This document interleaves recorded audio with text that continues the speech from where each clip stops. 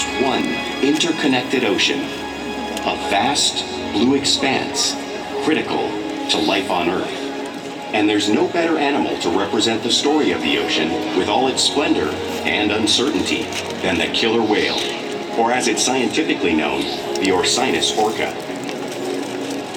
The orca lives in every corner of the ocean, from the Arctic to the Atlantic, the Southern to the Indian, to the mighty Pacific and beyond.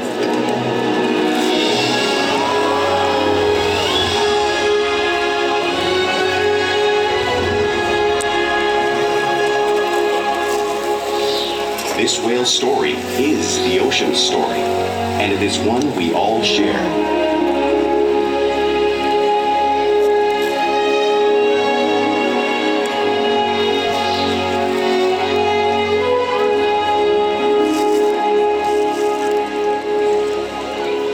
Welcome to SeaWorld's Orca Encounter.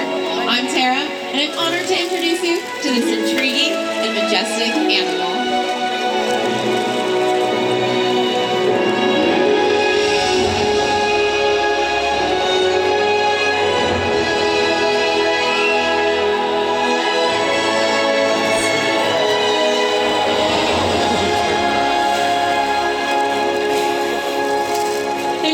Seeing a killer whale up close and learning about them and their natural behaviors. We hope this orca encounter gives you a better understanding of these magnificent creatures and all that they represent.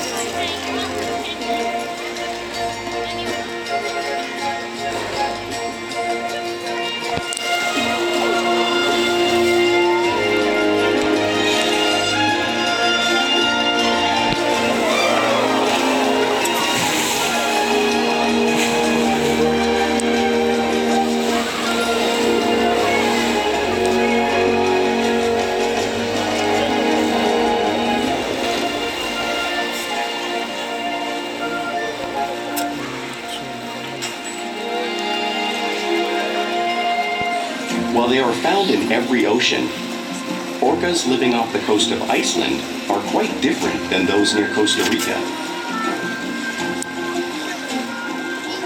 In fact, there are at least 10 types, or ecotypes, of killer whales. An ecotype describes the differences between killer whales' size, physical form, prey, social structure, and habitat. As you can see, the differences are subtle, but noticeable when compared side by side. Orcas are adapted perfectly to their environments. And even the whale's black and white coloration has a purpose. It camouflages the outline of their bodies in the water, making it easier for them to surprise and catch their prey.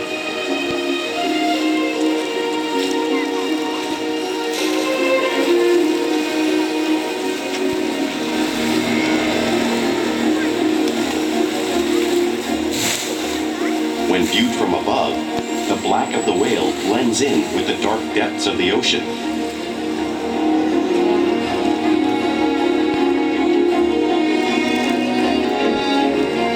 When viewed from below, the orca's white bellies match the brighter surface of the water, blending with the light above, giving them the perfect camouflage.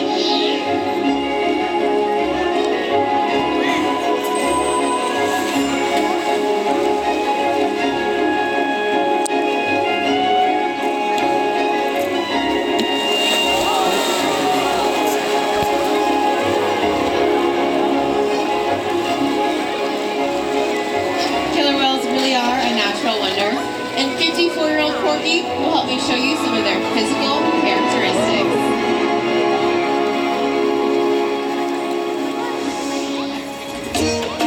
Their blowhole is perfectly designed for getting a quick rest at the surface of the water. Even the location of their eyes works to their advantage.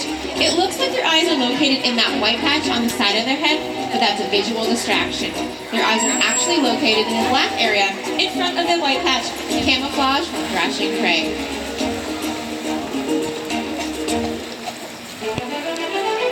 The fin on the killer whale's back is called a dorsal fin, and it helps to stabilize them as they swim, and it also helps to regulate body temperature. There's no muscular or skeletal system in that, so over time, you might see it have a slight curve, like Keats.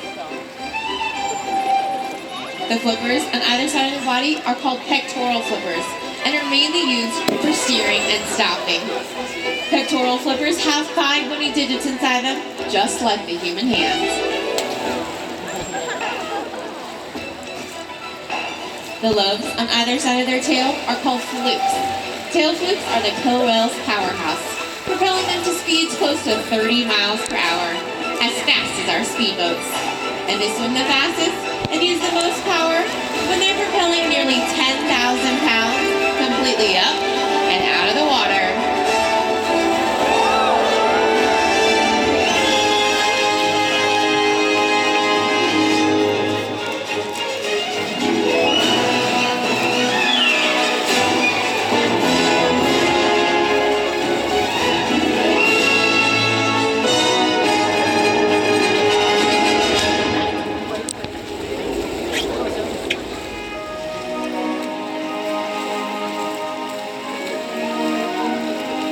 Killer whales are highly social animals with a well-defined social structure. An orcapod is always led by a female.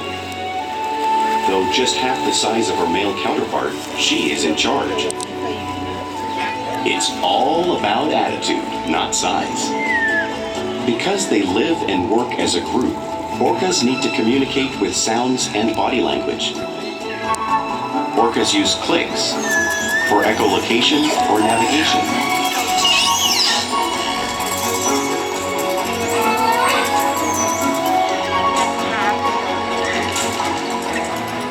Whistles to socialize in the pod. And calls for group coordination and hunting.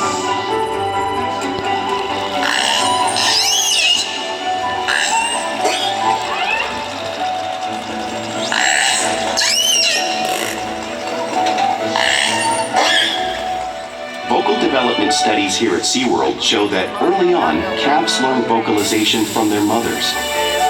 But as they grow, they learn from others close to them as well. This is a bottlenose dolphin call that Shuka learned and even taught other killer whales here at SeaWorld. In fact, orcas are the largest members of the dolphin family.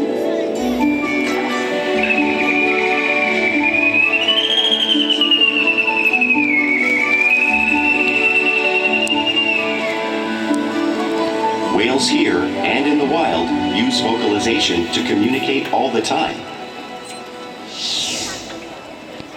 Like all animals, killer whales use body language as part of their communication. Pectoral flaps are used to show dominance or to get noticed. For example, a mother might use a pec slap to get her calf's attention. But if they really want to be heard, they breach.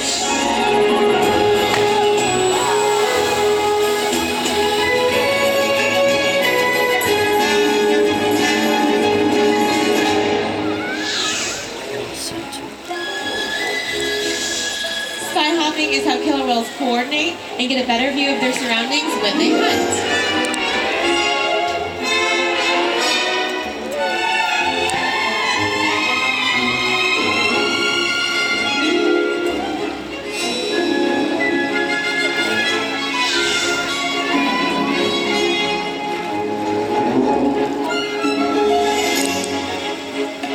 Fluke slaps are another form of communication you'll see killer whales use in the wild.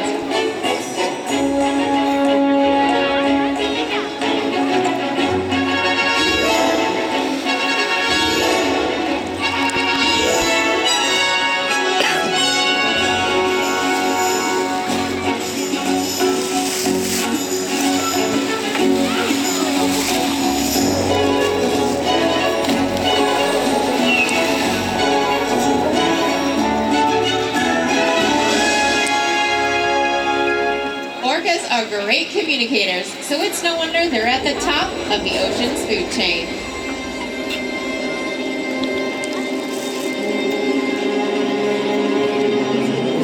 Killer whales work together to rear their young, protect protect their pod, and most importantly, pursue and catch their prey. Every day they cooperate to survive in the wild oceans of the world. The orca's hunting techniques are as varied as the whales themselves. Norwegian killer whales will circle herring, herding them together.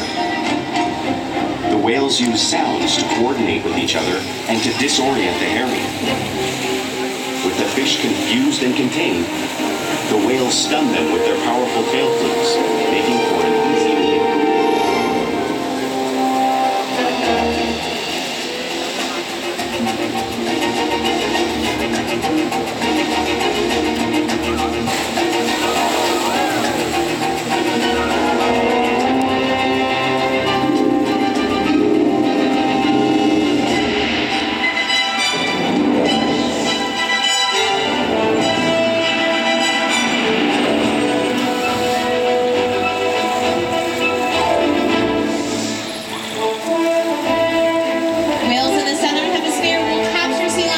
by pulling them right off the beach.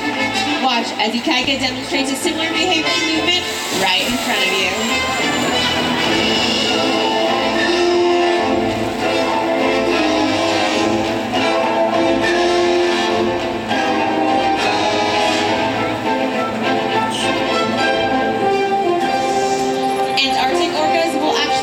Waves that wash over floating ice, knocking seals into the water. Sheep is demonstrating that same wave making technique right here at the front of the pool, showing you one of the many impressive and complex hunting abilities killer whales have developed around the world.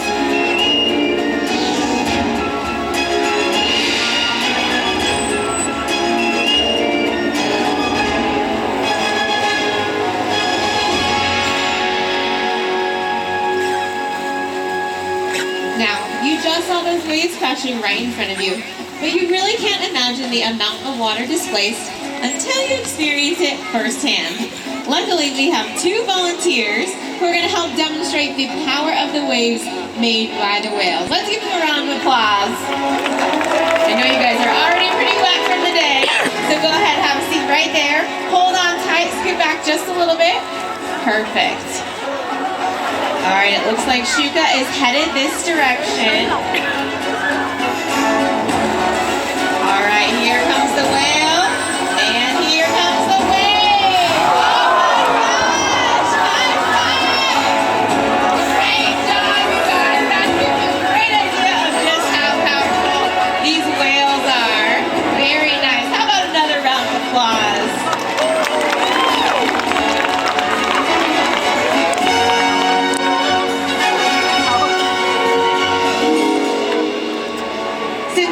Are found in every part of the ocean, it is no surprise they eat all types of prey, including other whales.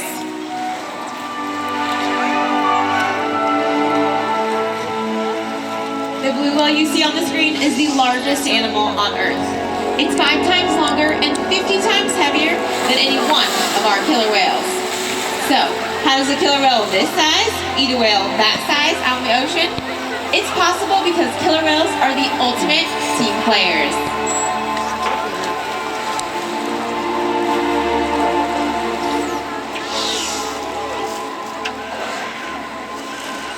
In this example, we see the larger male orcas surround a sperm whale, forming a perimeter, while the females continue to drive the whale forward until it reaches exhaustion. The calves then move in to join the adults in the group. Whatever their prey, killer whales always cooperate and hunt together, making them a highly successful predator.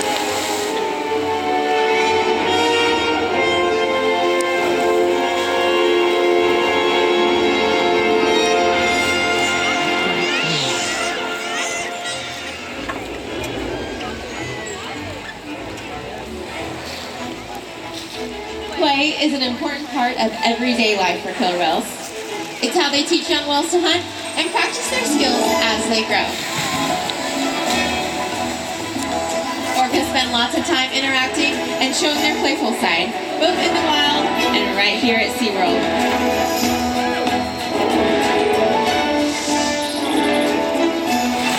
Porpoising breaking out of the water.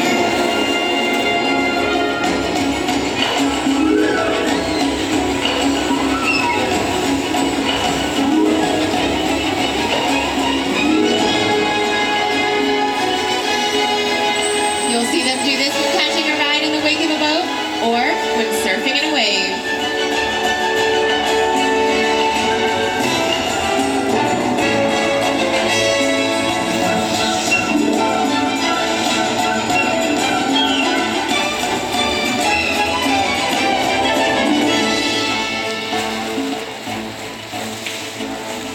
Orcas like to be touched and will often rub their bellies on rocks when they can. You'll see she could demonstrate a similar rubbing behavior right here.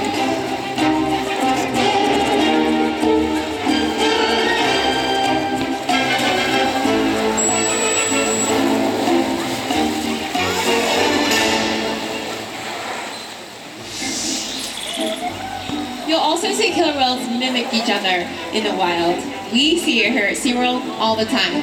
They're always imitating and learning from each other.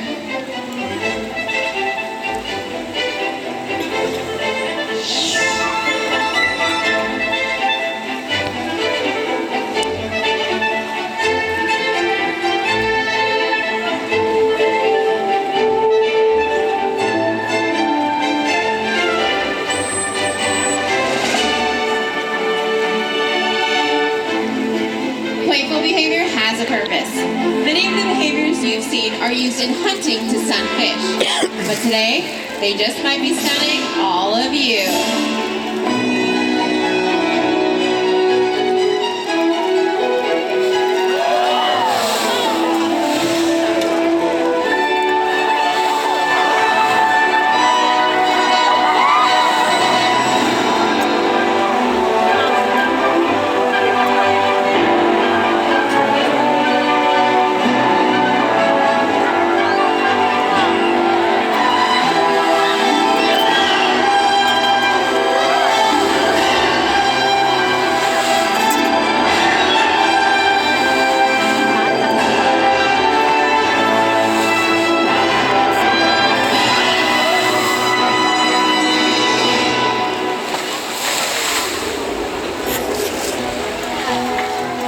We interact with our whales all day, every day, which allows us to build trusted relationships, to provide optimal healthcare, research, and quality of life.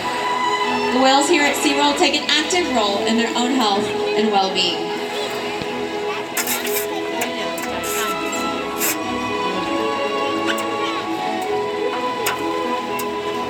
Now our whales are able to roll over and show us their tail flukes, and our veterinarians are able to get voluntary blood samples right from that tail, so we're able to always monitor and check up on their health.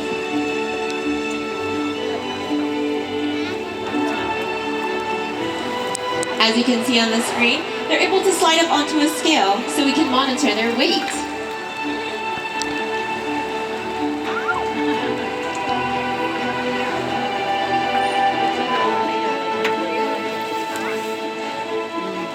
We can even get voluntary breath samples right from their blowhole.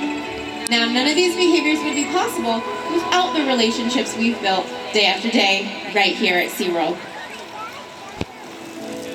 Now, I'd like to take just a minute to talk about a very special whale. This is Makani. Now, Makani is 6 years old and was born right here at SeaWorld San Diego on Valentine's Day. Now, his birthday is very fitting because he has worked his way into the hearts of each and every one of his trainers with his fun and playful personality.